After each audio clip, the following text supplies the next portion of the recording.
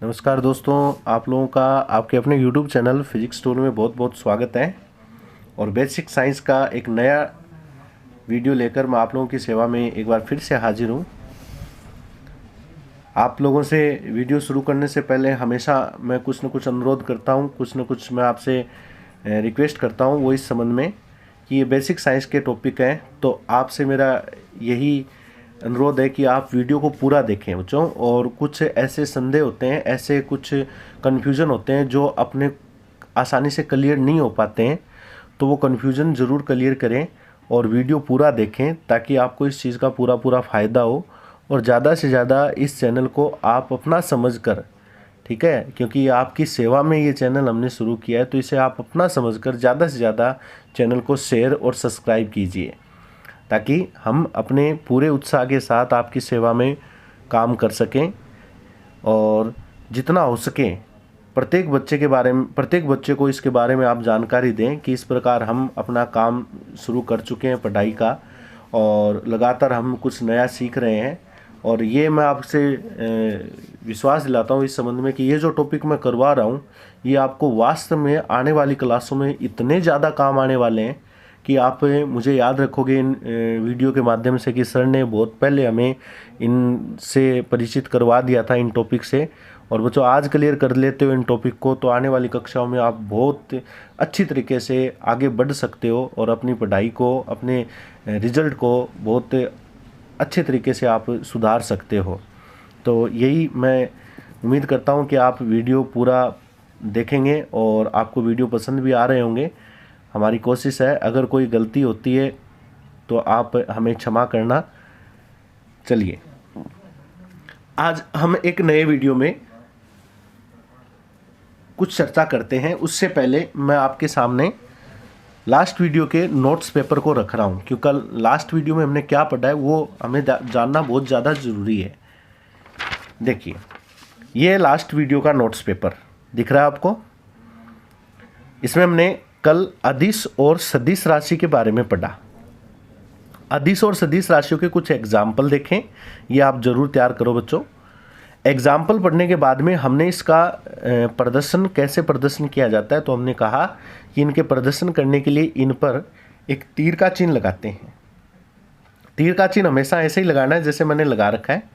और अमूमन भौतिक राशियों का प्रदर्शन अंग्रेजी के सिंबल अक्षर से किया जाता है। ABCD जो भी सिंबल इस पर सूट होते हैं उससे इसका प्रदर्शन कर दिया जाता है। लेकिन अंग्रेजी सिंबल से आप कभी भौतिक राशि को ना पहचाने। हमेशा भौतिक राशि की पहचान उसके मात्रक से करें। मात्रक से सही पहचान होती है भौतिक राशि की।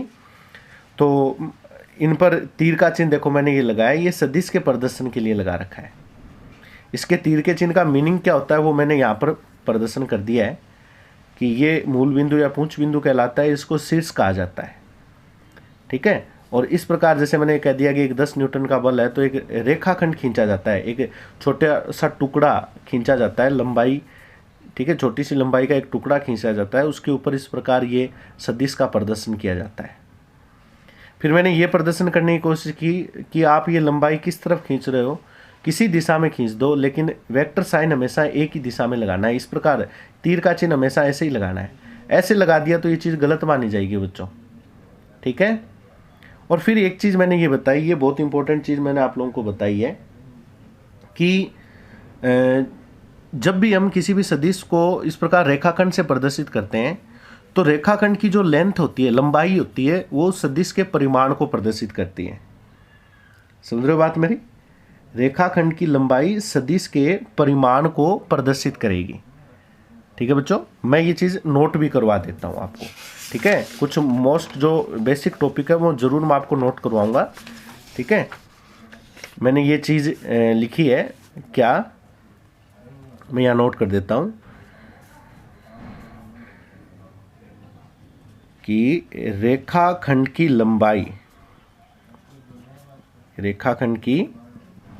लंबाई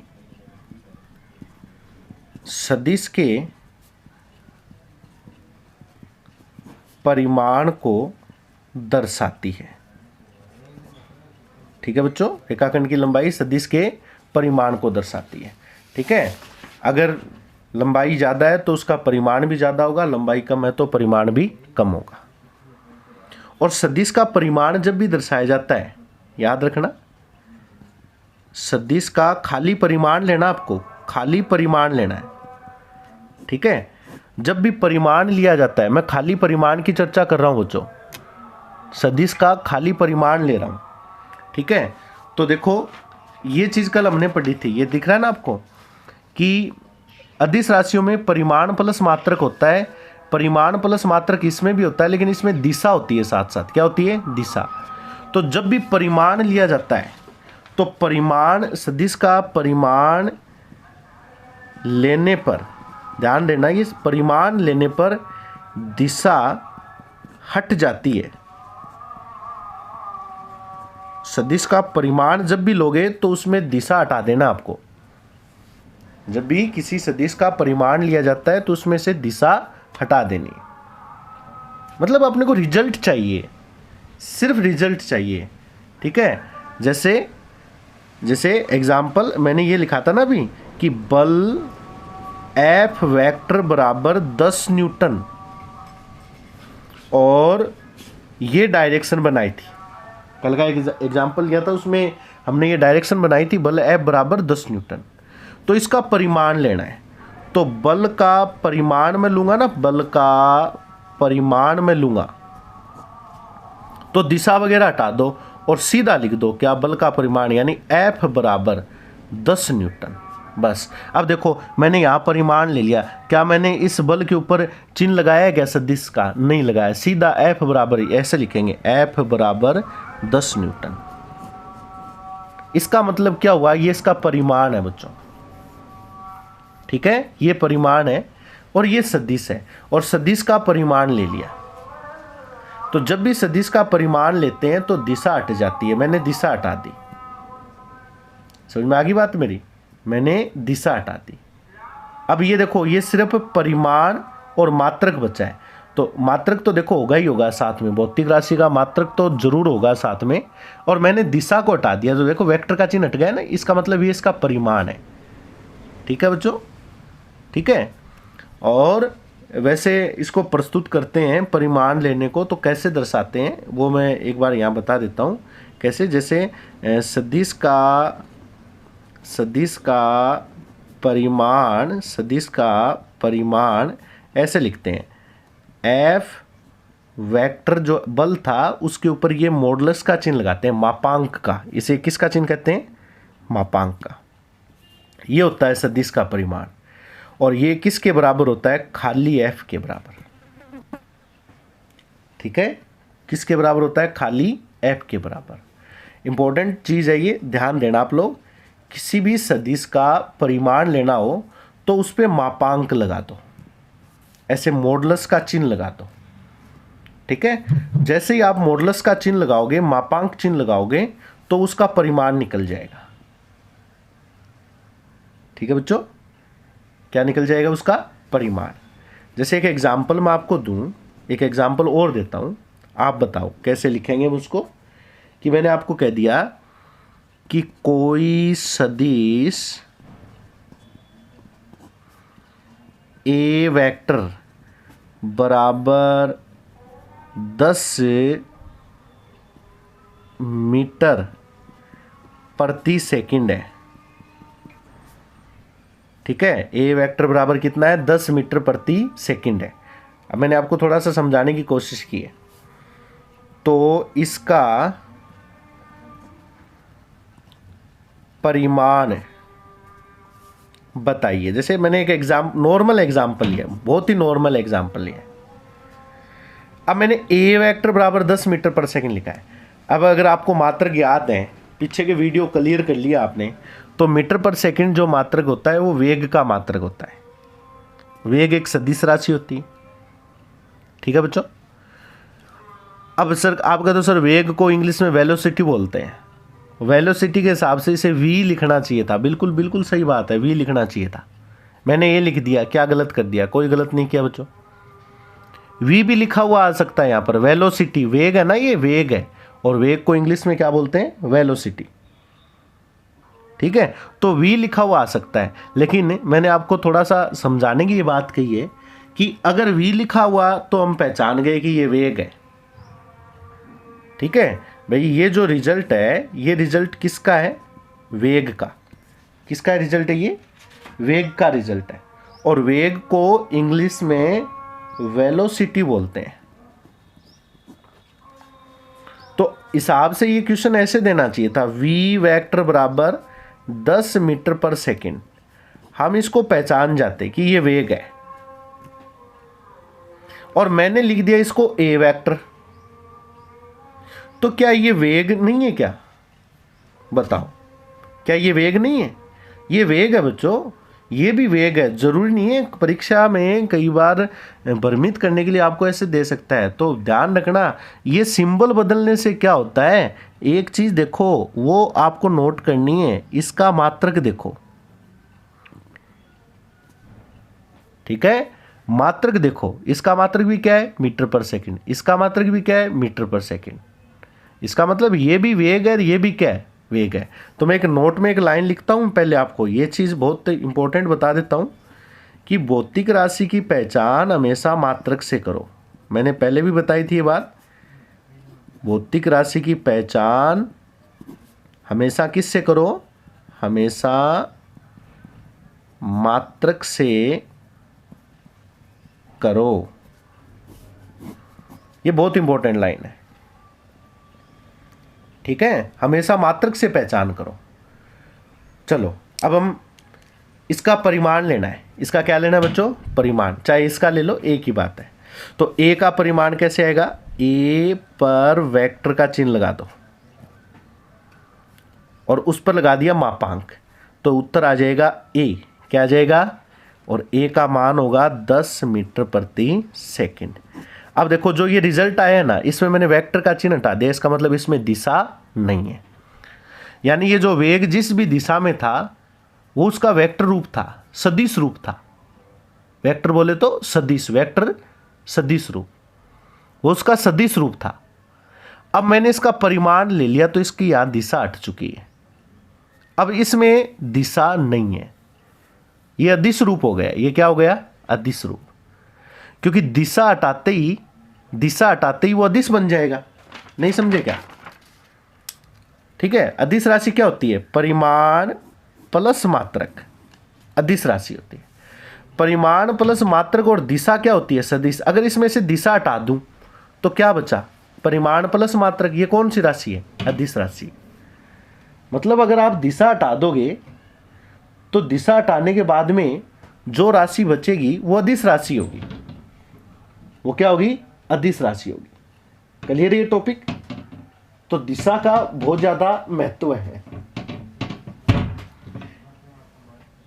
समझ में आ रहा होगा ये टॉपिक? तो बच्चों जब भी किसी भी सदिश का परिमाण लेना हो, किसी भी सदिश का परिमाण लेना हो तो उस पर मापांक का चिन्ह लगा दो, परिमाण आ जाएगा। ठीक है, और परिमाण हमेशा क्या होगा? अदिश होगा। परिमाण हमेशा क्या होगा? अदिश होगा। समझ में आ रहा है ये टॉपिक आप लोगों के मेरे हिसाब से? तो किसी भी सदिश का परिमाण लेने पर उस पर क्या लगाएंगे? मापांक का चिन्ह लगाएंगे बच्चों।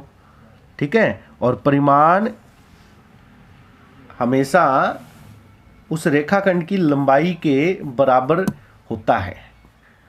कि सदिश को प्रदर्शन करने के लिए हम जो रेखाखंड खींचते हैं उसकी लंबाई, जैसे ये खींचे नहीं मैंने लाइन, इसकी लंबाई कितनी है? इसका अब जैसे इसकी लंबाई है ना, ये लंबाई ये 10 न्यूटन हो गई। अब कितनी हो गई? 10 है। ठीक है, बल है तो 10 न्यूटन, बल है तो 10 न्यूटन। ठीक है, समझ में आ रही है चीज? अब बच्चों देखो एक चीज और मैं आपको बताता हूं जो बहुत आपको देखने को मिलेगी। एक शब्द मिलेगा आपको, एकांक सदिश।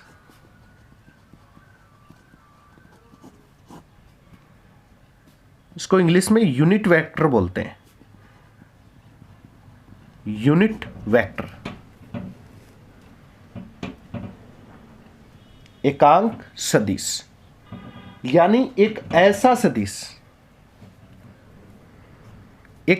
सदिश जिसका परिमाण, ठीक है, एक ऐसा सदिश जिसका परिमाण इकाई यानी जिसे हम एक बोलते हैं, परिमाण इकाई हो, एकांक सदिश कहलाता है। बात आ रही समझ में? परिमाण क्या हो? इकाई हो, एकांक सदिश कहलाता है। इसकी परिभाषा होगी, ऐसा सदिश जिसका परिमाण इकाई हो, एकांक सदिश कहलाएगा। ठीक है। और जैसे मैं आपको कहूं कि सदिश ए, ये कोई सदिश है, कोई सदिश है, ए का इकाई सदिश, सदिश ए का इकाई सदिश बताओ, कैसे लिखेंगे? तो किसी भी सदिश के इकाई सदिश का जब प्रदर्शन करना हो, जैसे मैंने ये एग्जांपल ले लिया, तो इसका इकाई सदिश हमेशा ऐसे लिखेंगे, ए कैप। इसको क्या बोलते हैं? इसको क्या बोलते हैं? इसको बोलेंगे ए कैप। ए के ऊपर देखो ये कैप लगा दी ना मैंने, ये इसका इकाई सदिश है, इस ए का इकाई सदिश है। कोई वेक्टर है ए, सदिश ए है, इसका इकाई सदिश है ए कैप। इसी प्रकार जैसे मैंने कह दिया सदिश बी का इकाई सदिश बताओ, बी का इकाई सदिश, बी का इकाई सदिश बताओ, तो बी का इकाई सदिश हो जाएगा बी कैप। क्या हो जाएगा बच्चों? बी कैप। समझ में आ रही क्या बात मेरी? इस प्रकार आपको इकाई सदिश, और इसका रिजल्ट कितना है, इसका परिमाण कितना है? एक है बच्चों। ठीक है, इकाई सदिश का परिमाण बताओ कितना होगा? देखो मैंने लिखा हुआ इकाई एकांक सदिश का परिमाण कितना होता है? एक।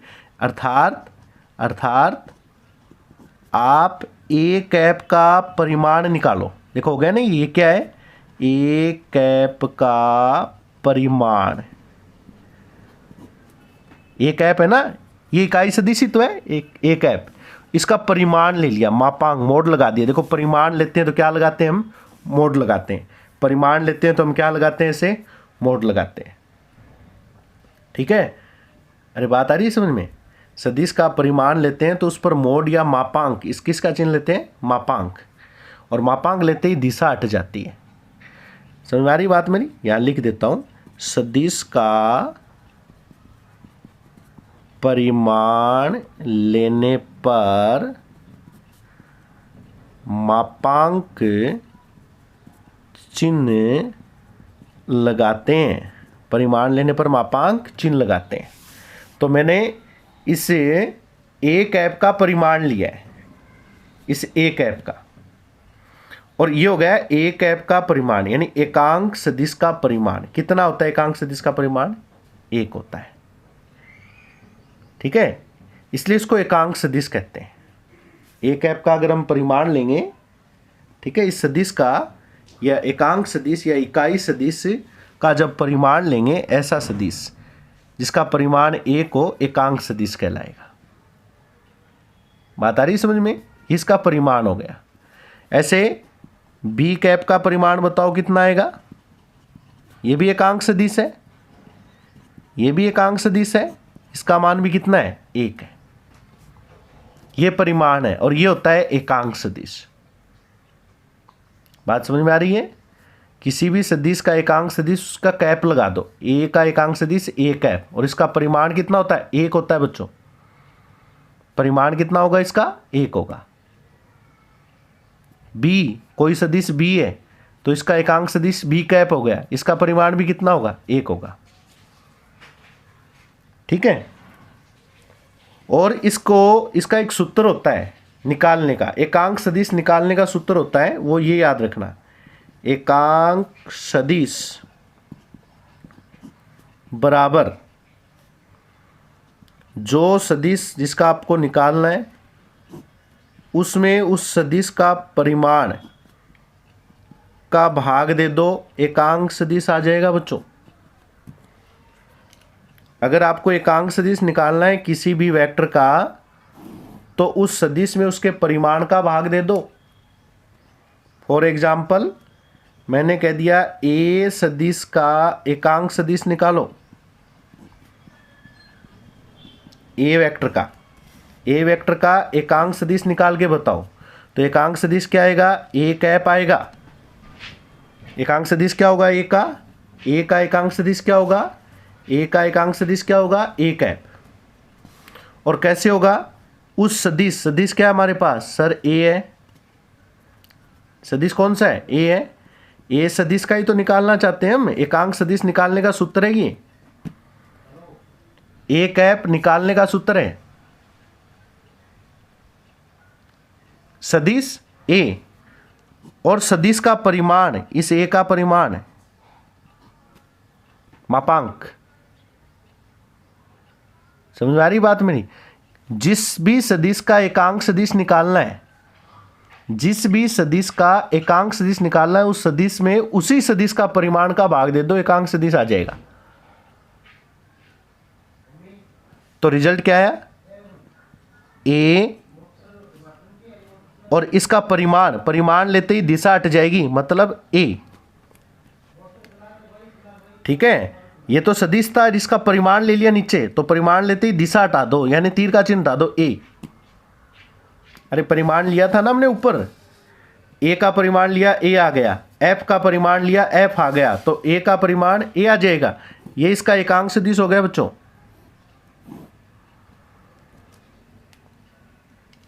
चलो बी का निकाल के बताओ। सदिश बी का एकांक सदिश बताओ।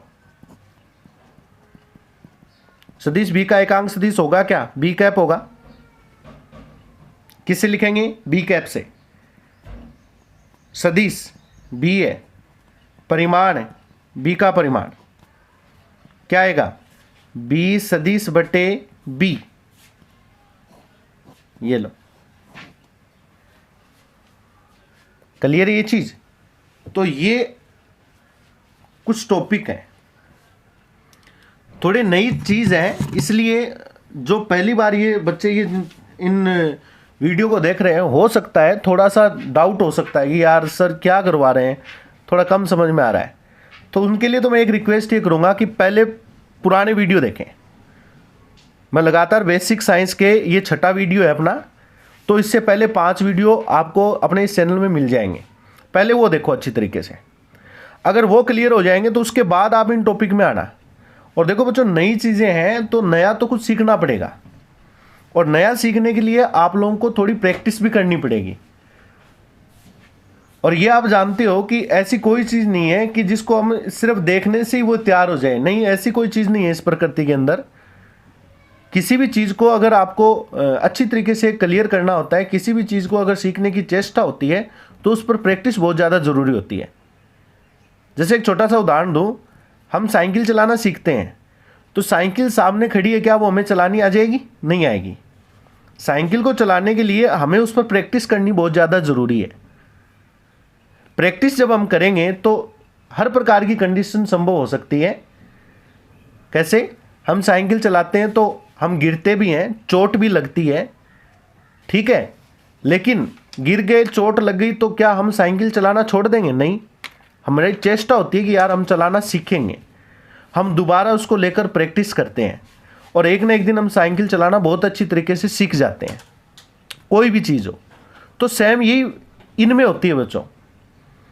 ये फिजिक्स, ये साइंस हार्ड नहीं है, बहुत सरल है, लेकिन ये एक प्रकार से प्रैक्टिस मांगती है, रेगुलरिटी मांगती है।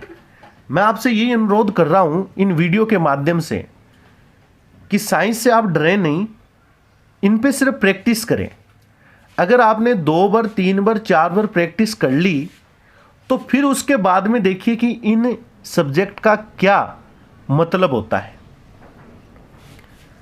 तो मैं आपसे ये रिक्वेस्ट करूंगा कि वीडियो जिनमें मैं बहुत ही शॉर्ट और स्वीट मेथड आपके सामने रख रहा हूं, अगर ये चीज आपने पढ़ ली, तो उसके बाद में जब आप ये टॉपिक बुक्स के अंदर देखोगे तो आपको इतना अच्छा लगेंगे कि यार ये तो मेरे को आते हैं। इसके लिए आप लोगों को वीडियो पूरा देखना बहुत ज़्यादा ज़रूरी है। हार्ड लगेंगे, शुरू में हार्ड लगेंगे, मतलब आप लड़खड़ाओगे, थोड़ा मन में डाउट भी होगा, यार ये हार्ड है। नहीं बच्चों, हार्ड नहीं है, ये सिर्फ बेसिक पॉइंट है। और मैं बार बार कह रहा हूँ, सिर्फ और सिर्फ प्रैक्टिस ही आप लोगों को इन टॉपिक में कायम रखेगी। और प्रैक्टिस का मतलब इन वीडियो को आप लोग 1 बार 2 बार 3 बार तब तक देखें जब तक ये चीज़ क्लियर नहीं हो जाती। और नोट्स पेपर तैयार करें, जैसे मैं तैयार कर रहा हूँ नोट्स पेपर, एक प्रकार से रफली नोट्स हैं हमें समझने के लिए, आप लोगों के लिए समझने के लिए। आप ऐसे तैयार करो ना, एक रजिस्टर डाल दो, उसमें आप तैयार करो। सदिश क्या होता है, सदिश का परिमाण क्या होता है, परिमाण लेने पर दिशा हट जाती है, परिमाण लेते हैं तो मापांक का चिन्ह लगाते हैं, दिशा हट जाती है। जैसे f का परिमाण लिया तो दिशा हट गई, f बच गया। a का परिमाण लिया, दिशा हट गई, खाली a बच गया। यहाँ v का परिमाण लूँगा, दिशा हट जाएगी, v बच जाएगा। ठीक है, भौतिक राशि की पहचान मात्रक से करो। जैसे ये वेग है तो ये भी वेग है बच्चों, यहाँ मैंने v लिखा है, यहाँ मैंने a लिखा है। खाली सिंबल बदलने से राशि थोड़ी बदल जाती है। राशि तब तक नहीं बदलती भौतिक राशि जब तक उसका मात्रक नहीं बदलता। इसका मतलब इसका मात्रक ये इसका मात्रक ये, तो ये भी वेग है और ये भी वेग है। तो भौतिक राशि की पहचान मात्रक से होगी। फिर एकांक सदिश निकाला। कोई भी सदिश का एकांक सदिश वो होता है जिसका रिजल्ट 1 होता है और उसे कैप लगाकर दर्शाते हैं, कैप लगाकर दर्शाते हैं एकांक सदिश को। जैसे a का एकांक सदिश a कैप, b का एकांक सदिश b कैप, और इनका रिजल्ट कितना होता है, इनका परिमाण कितना होता है बच्चों, 1 होता है। और एकांक सदिश निकालने का सूत्र क्या होता है, उस सदिश में उस सदिश के परिमाण का भाग दे दो, उस सदिश में उस सदिश के परिमाण का भाग दे दो, एकांक सदिश आ जाएगा। जैसे a का एकांक सदिश a कैप है, कैसे निकालोगे, a सदिश में a का परिमाण भाग दे दो, a सदिश में इसी का परिमाण का भाग दे दो। तो a सदिश तो ऊपर पड़ा है, इसका परिमाण लिया तो दिशा हट गई, एकांक सदिश आ गया। समझ में आ रही है बात। b सदिश है, b सदिश का एकांक सदिश क्या होगा, b कैप होगा। तो इस b सदिश में इसके परिमाण का भाग दे दो, और इसका परिमाण मतलब इसका मापांक, मापांक लेते इसकी दिशा हटा दो, b बच जाएगा। तो टॉपिक क्लियर करोगे, समझोगे। और मैं तो ये कहता हूँ, मेरी बात याद रखना, अगर जो भी बच्चे, जो भी कैंडिडेट ये वीडियो देख रहे हैं, कि ये ऐसे टॉपिक है जो साइंस के आधारभूत पॉइंट हैं। और अगर आपने ये क्लियर कर लिए इन वीडियो के माध्यम से, तो आप बहुत बड़ा वेटेज साइंस का अपने कब्जे में कर सकते हो आप लोग। तो वीडियो देखें, ज़्यादा से ज़्यादा देखें, एक बार नहीं समझ में आता दोबारा देखें, आपके कोई पैसे नहीं लग रहे हैं। ठीक है, पूरा देखें लास्ट तक, क्या बताया मैंने। और ज़्यादा से ज़्यादा शेयर भी करें ताकि प्रत्येक बच्चे को इस चीज़ का फ़ायदा हो। आज के लिए इस वीडियो में फ़िलहाल इतना ही। नए टॉपिक के साथ कल के वीडियो में फिर मिलेंगे। तब तक के लिए धन्यवाद। जय हिंद, जय भारत।